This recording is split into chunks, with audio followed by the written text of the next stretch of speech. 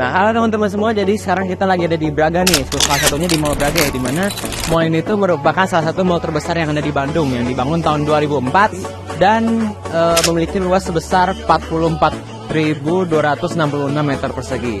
Nah, menurut tuh kan apa sih yang menarik dari Braga ini? Nah, jadi di Braga ini struktur bangunan ini cukup unik ya, karena sangat bagus ya, sangat besar gitu. Sebentar, ada kertas. Apa ini? Oh, ini sejarah-sejarahnya. Oh, jadi itu ada beberapa sejarah yang begitu bisa saya sebutkan.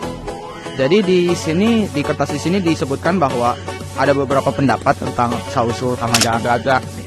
Misalnya dari nama seorang penulis naskah drama pada tahun 1834 sampai 1924, atau nama minuman kelas Romania, dia puisi Jerman, kata Baraga, kata Baraga dalam bahasa Sunda. Nah, jalan ini juga merupakan salah satu faktor kenapa Bandung ini disebut sebagai Paris Van Java. Bisa juga dikatakan bahwa Braga ini menjadi penyebab Bandung dijuluki sebagai kota terbang. Nah, jalan Braga ini juga di sini dikatakan bahwa jalan Braga memiliki panjang 700 meter dan lebar sepanjang 10 meter. Nah, pada malam hari juga dikatakan bahwa jalan ini dihiasi oleh lampu teparam, yang dimana bisa memberikan satu magis bagi para pasangan gitu. Oh, jadi makanya nggak heran kalau Braga ini pas malam hari itu banyak dikunjungi banyak orang ya. Iya. Nah, sekarang aja udah mau banyak dikunjungi banyak orang tuh.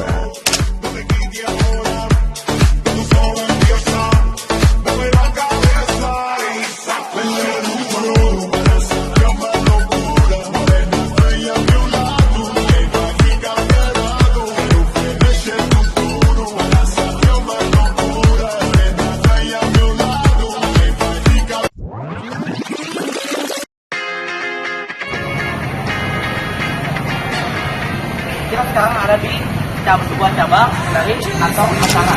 Sebenarnya kantong Antara itu adanya itu di Jakarta, namun ini adalah cabang di Jawa Barat.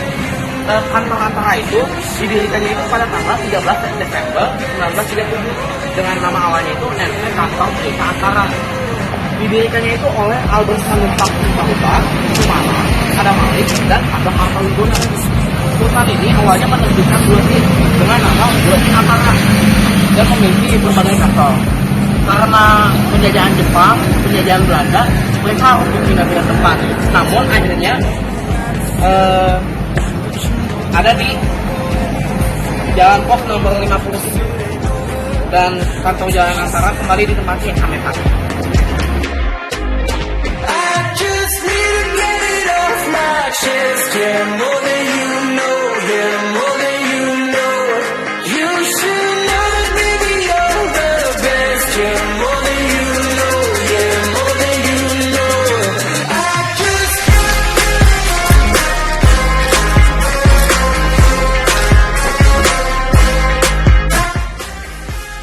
Nah, halo Will. Sekarang kita tuh di mana nih? Kita lagi ada di Jalan Asia Afrika nih. Wah, Jalan Asia Afrika itu kapan didirikannya nih? Nah, jadi sebelum itu Jalan Asia Afrika ini tuh diawali oleh penyelenggaraan Konferensi Asia Afrika pada 18 sampai 24 April 1955, di mana jalan ini menjadi ruas protokol paling tua di Kota Bandung.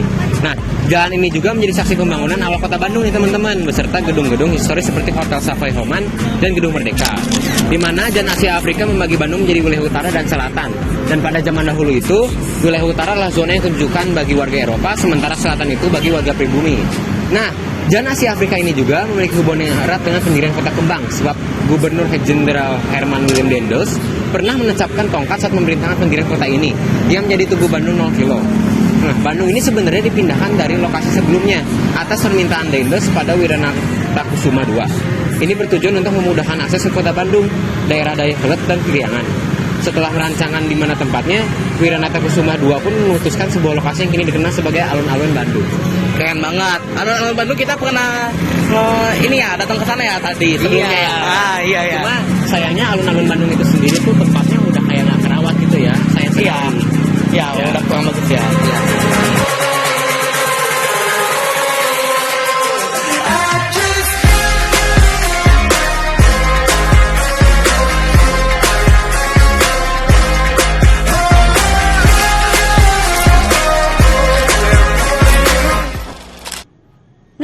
sekarang kita ada di alun-alun Kota Bandung nih teman-teman. Alun-alun ini didirikan pada tanggal 25 September 1810. Alun-alun ini dijadikan pembentuk kota sebagai pusat pemerintahan. Namun, pada tahun 1930, bangunan pidato yang didirikan bagi para bupati sudah tidak ada lagi di alun-alun. Faktanya, alun-alun memiliki 2 pohon beringin yang sangat besar. Tapi kedua pohon tersebut hilang dikarenakan Hindia Belanda yang mengambil alih kepercayaan. Saat ini, alun-alun dapat dinikmati oleh siapapun.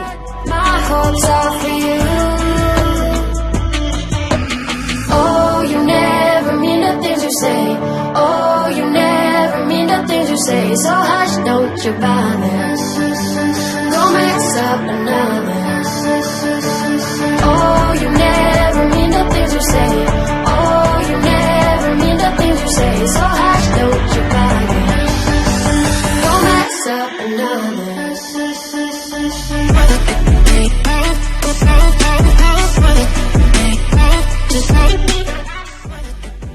Nah, sekarang kita ada di restoran ini. Tapi asal usulnya bagaimana ya? Ya, jadi restoran ini tuh dulunya Gedung Gas Negara, Pak. Gedung Gas Negara ini dibangun pada tahun 1919, yang sekaligus menandai dimulainya penyaluran energi gas bumi di Bandung.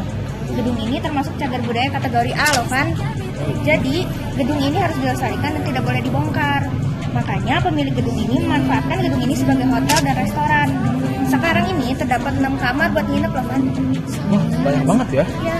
Dan selain itu, pemiliknya juga rencananya bakal nambah 15 kamar lagi loh. Serius? Iya. Bagus juga ya. Tempatnya juga ini sangat strategis juga ya. Things you say. Oh, you never mean the things you say. So hush, don't you bother. Go mix up another. Oh, you never mean the things you say. Oh, you never mean the things you say. So hush, don't you bother. Go mix up another.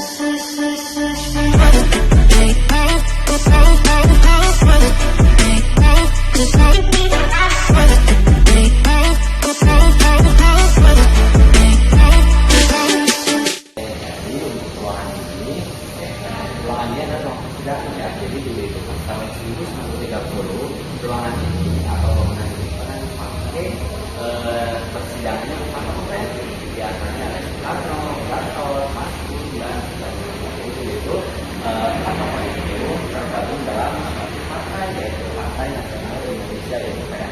Jadi dulu itu pas tahun 1930 Soekarno dan teman-temannya itu memerintah kolonial Belanda itu lewat partai PNI. Bukan itu sempat ditangkap dan di persidangan di sini dari tanggal 18 Agustus 1930 sampai 22 Desember 1930 kurang lebih 4 bulan, 27 kali pula beliau itu di persidangan. Dan 41 Desember karena itu pernah menulis nota pembelaan untuk nota pembelaan itu yang ditulis beliau semasa penjarahan Belanda. Dan mana untuk Indonesia membuat sendiri menjadi nama dari seluruh ini yaitu jadi dulu itu bangunan ini dinamakan Ladbat ya. Jadi Ladbat itu bahasa Belandanya untuk pengadilan. Dan akhirnya Bung Karno itu dijatuhi vonis 4 tahun penjara dan dipenjarakan di penjara Sukamisi. Nah ini teman-temannya ini yang diterapkan. Jadi ada satu media ada orang jadi dulu itu Persatuan Indonesia itu salah satu media Bung Karno yang ikut memberitakan penangkapan dan diadili Bung Karno. Jadi dulu itu ketika Bung Karno di vonis 4 tahun penjara, ini adalah potret penjara Sukamisi. Jadi Sukamisi ini salah satu yang kerajaan nah ini ketika Bung Karno selepas di persidangan berpotret bukan di depan bawah ini. Nah ini dalam persidangan yang selalu menyaksikan dan di luar jadi begitu pas era kolonial itu ada 3 ruangan, ada ruang persidangan, ada ruang tempat terkumpulnya biasa ini yang sekarang boleh difungsikan untuk kantor kepala. Nah ini berarti ada ruang tunggu terdakwa. Nah ruang tunggu ini dari pemeriksaan juga untuk kantor kepala. Jadi yang beroperasional di gedung tersebut hanya seperti ini. Nah kalau ini jadi di samping ada dua ini ada space publik ya, kita namakan space publik. Jadi apa sih itu space publik? Jadi space publik itu adalah salah satu tempat mewadahi berbagai elemen komunitas, mahasiswa, pelajar ataupun penggiat budaya. Jadi suka dibikin kegiatan dialog publik untuk kebangsaan, patriot, nasional. Jadi juga ada perpustakaan. Jadi perpustakaan ini menampung sebagai perjuangan dan tokoh-tokoh konsensus.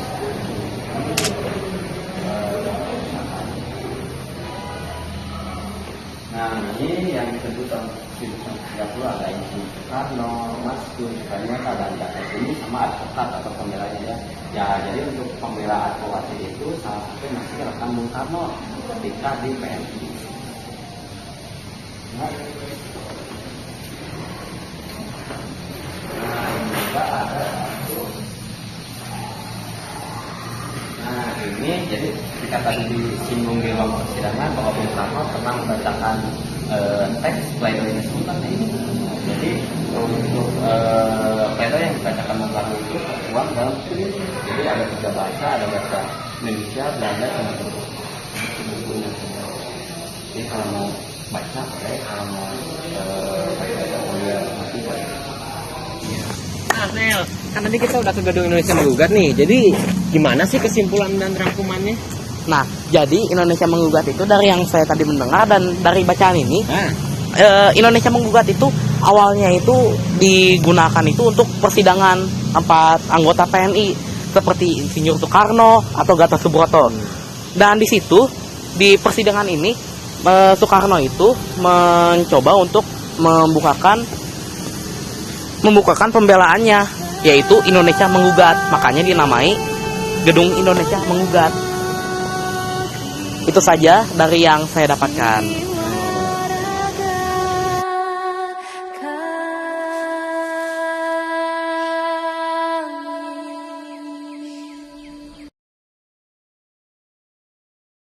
Kota baru ujungnya berbeda, berbeda bagaimana ku di Samantara, bagaimana ku di Samantara. Bertemu lawanlah Adinda, Adinda iman bidadara sama layak, iman bidadara sama layak. Sayang sayang si patokaan matego tego gorokan sayang sayang sayang si patokaan matego tego gorokan sayang sajojo imadam ku bisa berparisang muda keke sa muda keke. Jadi banyak banget ya Nel ya gedung yang udah kita kunjungi. Iya kan ya. Nah, Jadi sekian ya dari dokumentasi kita hari ini. Mungkin nggak semuanya bisa ke dokumentasi, tapi kami berharap dari dokumentasi kali ini dapat mengajar banyak orang ya, betul ya Nel? Iya. Kita banyak informasi ya. Sekian dari kami, terima kasih. Dadah.